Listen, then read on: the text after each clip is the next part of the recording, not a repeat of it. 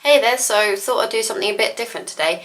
The lady survey is doing the rounds, and after watching a few videos and thinking about the questions, I thought it was something that I felt I wanted to answer and give my opinion on. So without further ado, here are the 5 questions and answers for the lady survey 2013. Number 1, do you think that the internet is a harder space for women? If so, why? And do you think it's either helpful or harmful to acknowledge the fact? Yes, I think the internet is a harder space for women. I think all spaces throughout life are harder for women. It's taken me a while to acknowledge that fact because I was rather naive about the world, to be honest, until the last year or so. I think it's helpful to acknowledge the fact, but at the same time it can be quite a disheartening fact to acknowledge. If you let it get to you, it can be quite frustrating. Yeah, the internet is a harder space for women, especially I think on YouTube or any type of video blogging space, because you're putting your face out there, and while I suppose on comments for male YouTubers videos there are like, oh, I wish you were my boyfriend, you're so hot, I see on female YouTubers comments of like, oh, you're so fit, or oh, you're so ugly. And because I think that's the thing with women or female YouTubers, you're more likely to get you're an ugly comment than a guy YouTuber is, because I think if you don't find a guy attractive, then you're not going to say it.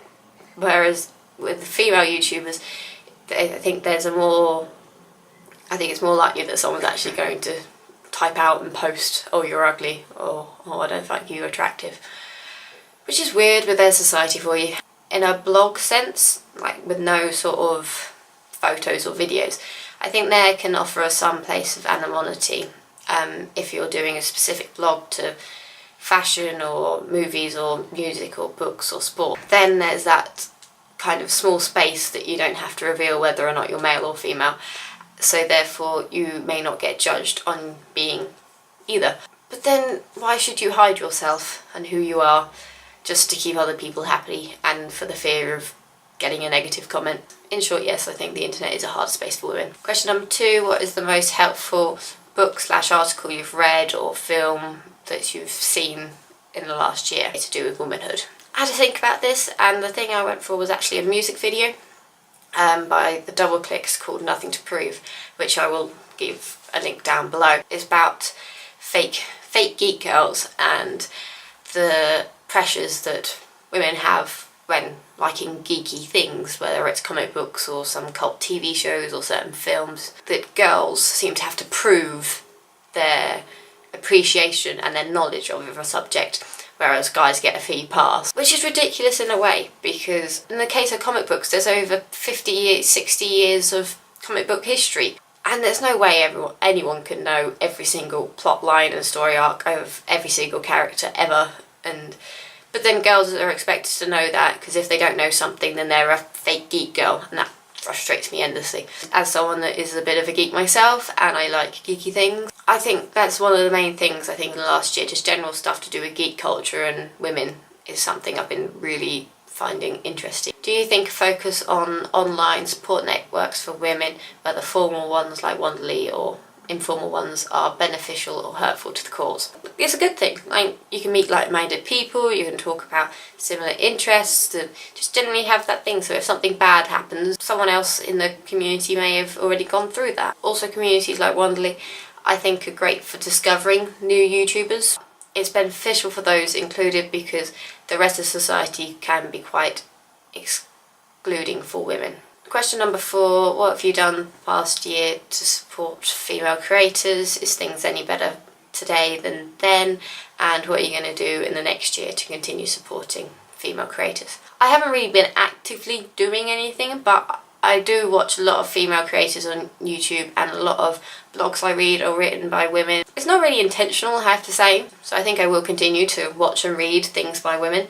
Maybe promote and share certain things on Facebook or Twitter or whatever. Maybe I should start doing that. I think generally nothing's really that much better today than it was a year ago.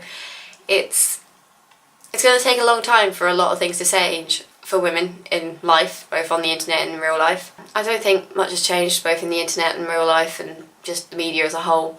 I think it'll take a long time for things to change, and a lot of time and a lot of effort from people whether doing small things like watching and reading and paying for female creators of whatever, whether it's books, music, films, or whether it's more like activist type stuff.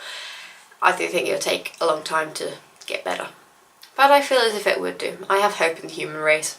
I think one thing I want to do is I found a list on Tumblr, which I will link down below, of someone who is updating a list of films directed and / or written by women, and I want to watch more films made by women. Question number 5. Who are your 5 favourite internet females? I have not been on YouTube that long. While I've only been posting and creating videos the last few months. Was on a few months beforehand, but I was not an avid YouTuber. But there are 5 females that I do really enjoy. One is Superwoman, Lily, Leviosa, Ariel Bassett, who is a booktuber, Natalie on the community channel, and then Albin in Wonderland. I will leave links to all these YouTube ladies down below so you can check them out. Let me know what you think about ladies and the internet. It's an interesting topic really, and one I think that does need to be discussed more in general. So they were my thoughts, and I will see you next time.